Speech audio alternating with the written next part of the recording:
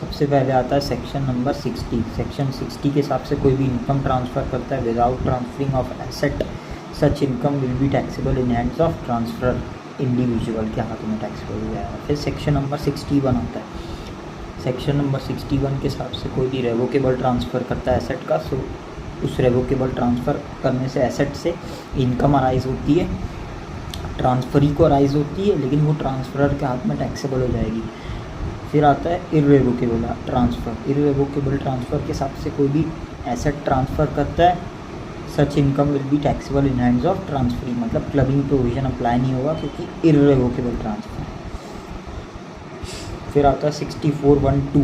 64(1)(2) के हिसाब से कोई भी कंसर्न से रेम्यूनरेशन होती है जिसमें इंडिविजुअल का सब्सटेंशियल इंटरेस्ट है। सब्सटेंशियल इंटरेस्ट मतलब 20% या उससे ज़्यादा का इंटरेस्ट है, होल्डिंग्स है अपनी, तो सच केस में वो जो रेम्यूनरेशन अराइज हो रहा है कंसर्न से वो टैक्सेबल, वो क्लब हो जाएगा इंडिविजुअल के हाथ में।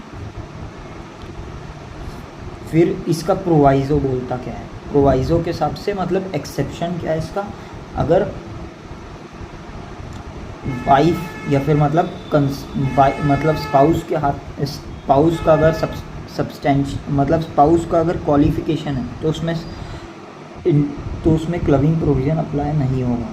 फिर एक्सप्लेनेशन के हिसाब से हस्बैंड और वाइफ दोनों का अगर सब्सटेंशियल इंटरेस्ट है तो जिसकी टोटल इनकम ग्रेटर है उसके हाथ में हर साल टैक्सेबल हो जाएगा।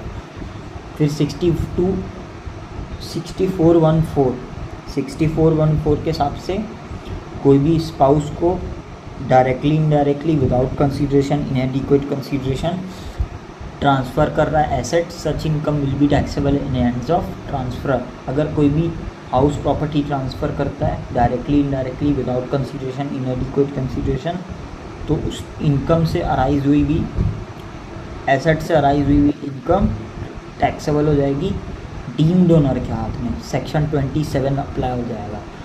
फिर आता है सेक्शन 64(1)(6). 64(1)(6) के हिसाब से directly indirectly without consideration, inadequate consideration to sons wife को ट्रांसफ़र करता है एसेट, तो इनकम उस एसेट से अराइज हुई भी टैक्सेबल हो जाएगी इन हैंड्स ऑफ ट्रांसफरर और क्लब हो जाएगी इन हैंड्स ऑफ ट्रांसफरर।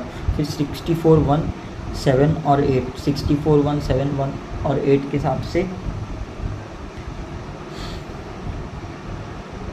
कोई भी एसेट ट्रांसफ़र करता है directly indirectly without consideration, inadequate consideration for benefit of spouse. 64(1)(7)